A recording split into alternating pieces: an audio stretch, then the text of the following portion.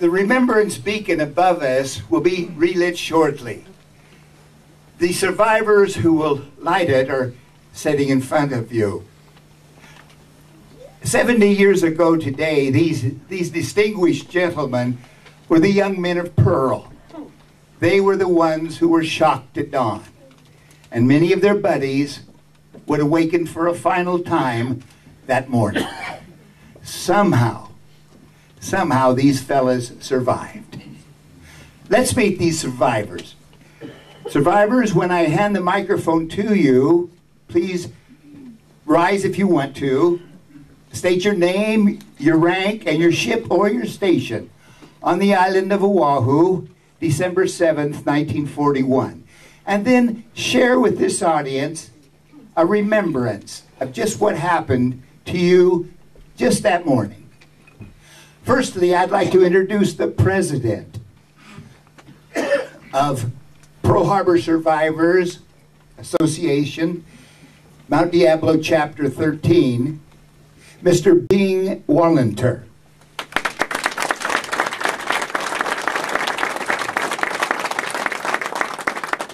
Aloha.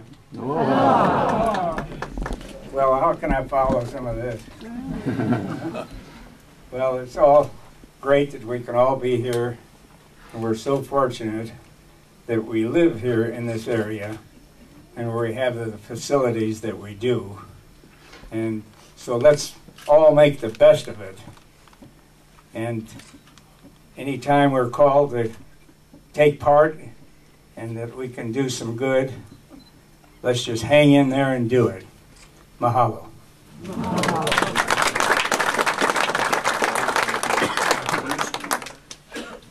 Are you a survivor?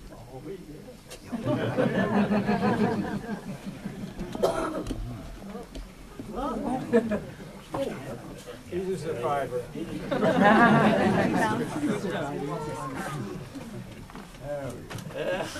I'm Bill Hamilton, and I was aboard the USS San Francisco on the 7th of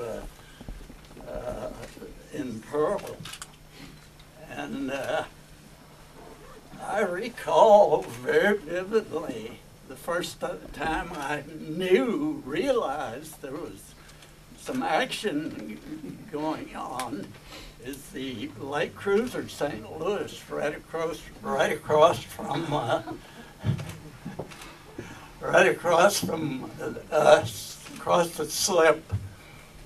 They were moving these 50 caliber machine gun stands around on deck, and they were firing up. I didn't know what the hell they were shooting at. And but after I looked up, I saw a formation of aircraft up there, and these guys on St. Louis were meaning business, so I knew something had to be going on. And oh yeah. Hold it for him, sir. Sir, hold it for him. Just hold it for him. There you go, Ron. Go ahead and talk. Oh, okay. You just talk. Okay. Yeah, much better. And anyhow, if I had those jet aircraft, torpedo bombers were coming so close over our fantail that if I had had a rock, I could have hit them. And one thing that you don't hear much of ever is that night. It was all about 8 o'clock at night, black out there. And everything was quiet, very quiet. And I was on a set of phones that was connected to the main battery director up above. And the officer up there had told me that now there's a flight of aircraft off the Lexington, I believe it was coming in at night, after dark, don't shoot them down. So I didn't realize there were so many machine guns in Pearl Harbor. Anyhow, I won't mention what the name of the ship was, but right across the dock from us was another heavy cruiser. And I spotted these running lights, aircraft running lights, quite a ways south of the harbor. And I had a gun crew of 3 men on the 30 caliber. And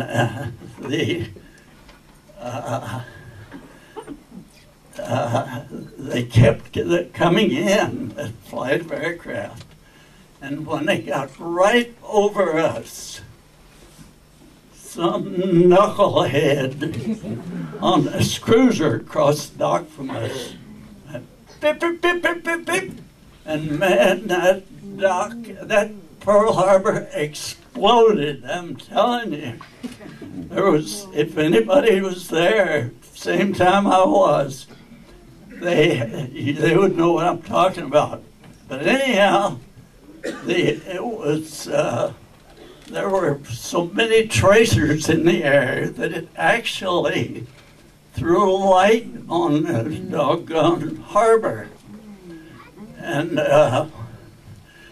they shot down all 8 aircraft. And one of them landed on my favorite watering hole.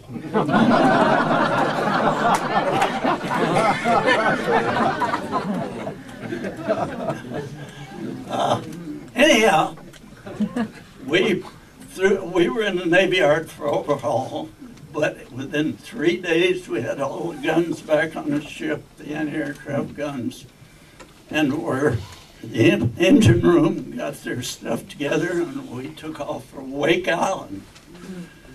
But Wake had been captured by the Japanese in the meantime, and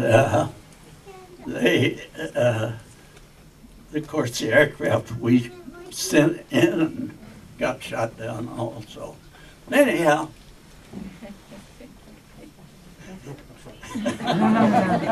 Okay. Thank you.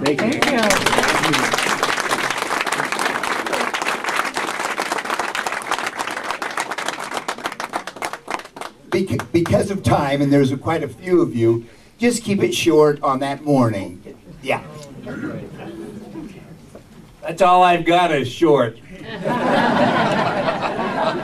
I was a third-class petty officer as of about 2 months for time, and I was a personnel officer at the com crew bat board, and about 3 or 4 of us, and we went to Melbourne, Australia, and we set up the 7th Fleet staff at that time, and I was with Admiral Kincaid and General MacArthur all the way through World War II, and we pushed the Japanese back. Took us 3 years to do it, but by golly, we got them there, and I shook hands with the 2 guys that were running the place, and they went and signed up. We haven't heard from them since about that. I mean, God bless you all.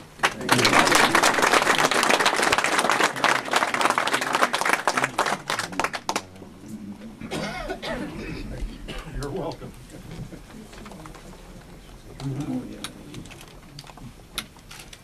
My name is Henry Freeze. I was aboard the USS Detroit at Pearl Harbor, tied up at Fort Island on December 7th. And Chuck talks about that bomb that hit Fort Island. Well, I'm fortunate. I seen that bomb leave the plane. Me and a friend of mine was standing by the catapult on the cruiser I was on, figuring what we was going to do ashore that day. And we seen the planes come out of the air. And we watched the first plane drop his bomb. And that's when I yelled into a guy, hey, they're target practicing in the bay. Didn't realize what was happening until he peeled off and we seen the sun. Then we knew what was happening. So we had an admiral aboard named Dremel. He was the admiral of the destroyer battle force. They was trying to turn our ship around so we could go out, but he had to stay in the harbor until he directed all the ships what to do. While we was turning around, we had a crew of people out there, sailors, taking in the lines and getting ready for us to get underway and turn around. And this Japanese plane come in and strafed them. And as the man said before, if he'd have had a rock, he probably could have hit him. He was close enough that I could see him grinning. We was lucky. We was fortunate. The good Lord was on our ship that morning. They missed us with a bomb. They missed us with a torpedo. They strafed us 7 different times, never injured a soul. My remembrance of it, I could talk for an hour on it, I'm sure. But I know that time is short. I'm going to give this microphone to someone else. Thank you for listening, and God bless all of you.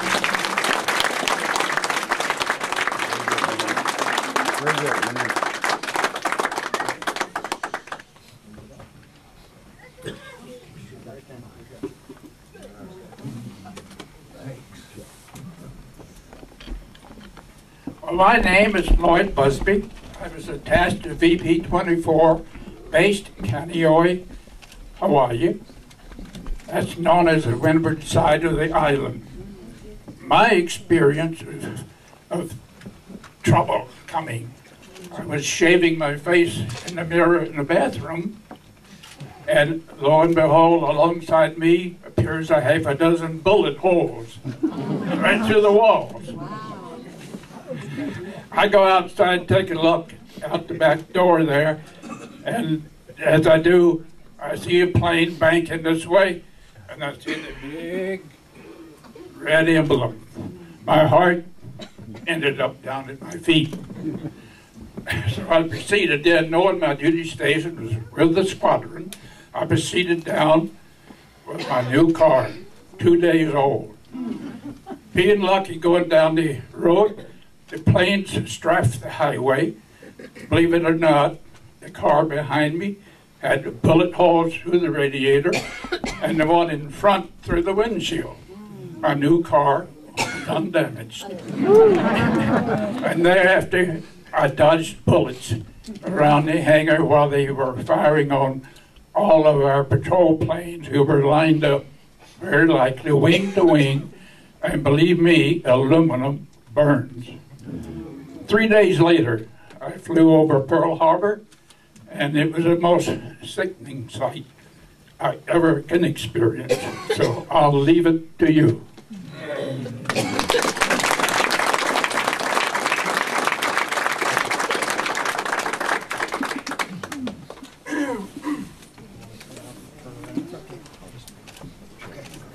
I'm B.J. Smith. I served on the USS California. On the morning of December 7th, I was in the pay office where my duty station was. We heard an explosion out on the landing strip just off of the ship there. And one of the storekeepers raised up and he says, "Oh my gosh, that's a Japanese plane." Well, long nose me, I had to stand up and take a look too. So when I saw the plane drop a bomb and take the doors out of one of the hangars, I headed for my battle station, which was on the port side of the ship on the 3rd deck, which is just below the water line. On that battle station there was 25 men, and our job was to bring ammunition up out of the magazine, send it forward to the various hoists so that the material could get to the guns on the O2 deck.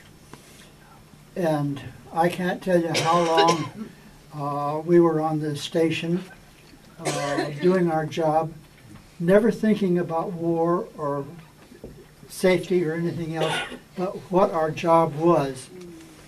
And pretty soon there was a horrible explosion just below where my battle station was and a little forward, and of course the lights went out and the ship took a list to the port side, and it wasn't too long until we were wading in water. But for some reason the power didn't go off of the hoists or the conveyor, and so we continued doing our job with the help of the battle lanterns. Pretty soon there was another explosion near the stern of the ship, which was another torpedo, of course, and everything went out. And then we had to handle the ammunition by hand. The hoist had to be manhandled, and it was a horrible job, believe me. And the Japanese weren't satisfied with just 2 or 3 torpedoes into the ship. They had to have one more thing, and that came down in the line of a 1,500-pound armor-piercing bomb. Well, that landed just above my back.